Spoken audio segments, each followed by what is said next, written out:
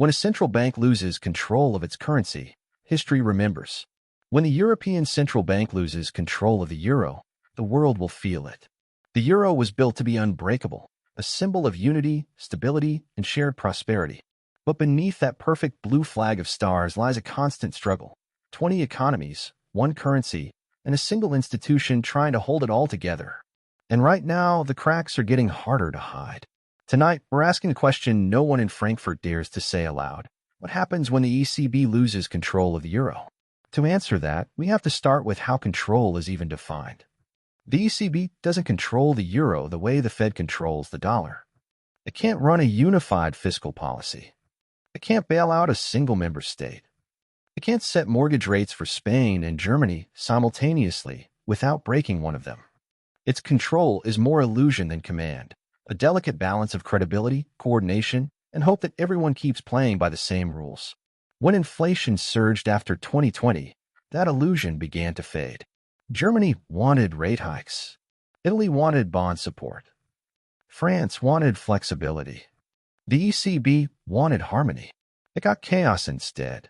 Because every rate move in Europe is a political act. Raised too slowly, and the euro weakens. Raised too fast, and southern debt implodes. The ECB is trapped between two fires, price stability and financial stability, with one match left in the box. The last decade's solution was a quiet compromise, massive quantitative easing, negative interest rates, and trillions in bond buying. That papered over differences until inflation returned and debt ratios exploded. Now the ECB faces its nightmare, a strong dollar, divergent yields, and public debt so high that even small rate hikes threaten fiscal crises in the South. When bond spreads between Germany and Italy widen, the euro's foundation begins to shake. That spread is the heartbeat of the European project, the silent signal of whether investors still believe in the single currency. Every basis point higher is a vote of doubt. And here's the hidden truth. The euro is not one market. It's 20 markets duct taped together. When the ECB buys bonds, it buys time. When it stops, it discovers how fragile that time really was.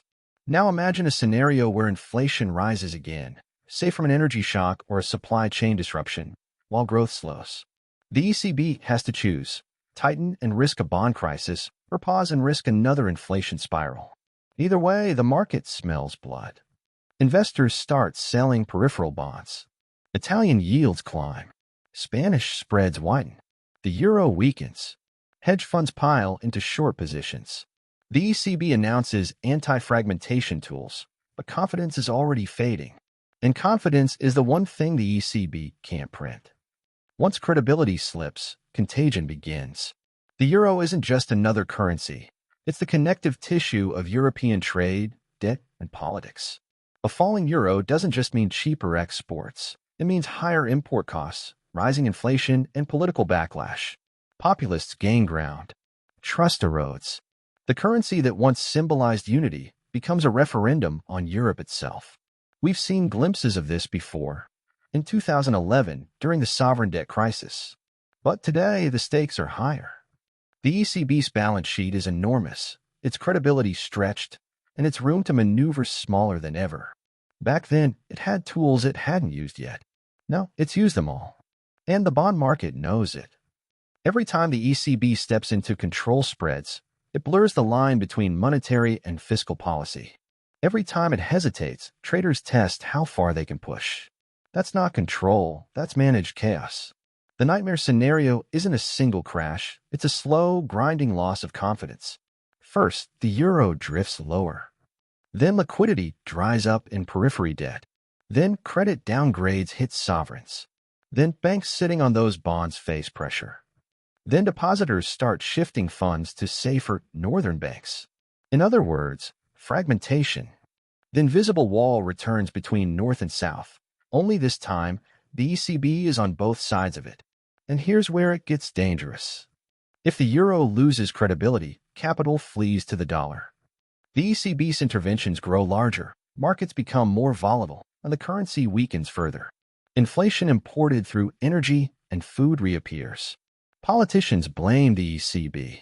The ECB blames fiscal policy. And the public blames Europe itself. Could the ECB lose control completely?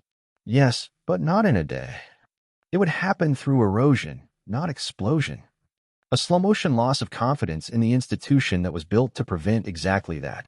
In a full-blown loss of control, the ECB would be forced into a permanent crisis mode.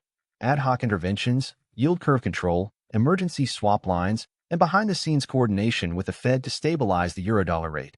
The single currency would survive, but only technically. In reality, it would function more like a political arrangement than a market-driven unit of trust. And make no mistake, this isn't just Europe's problem. If the euro falters, global liquidity contracts. Emerging markets suffer. The dollar soars. Trade slows. Commodity prices become more volatile. Investors flee to treasuries. And the global economy slips closer to recession.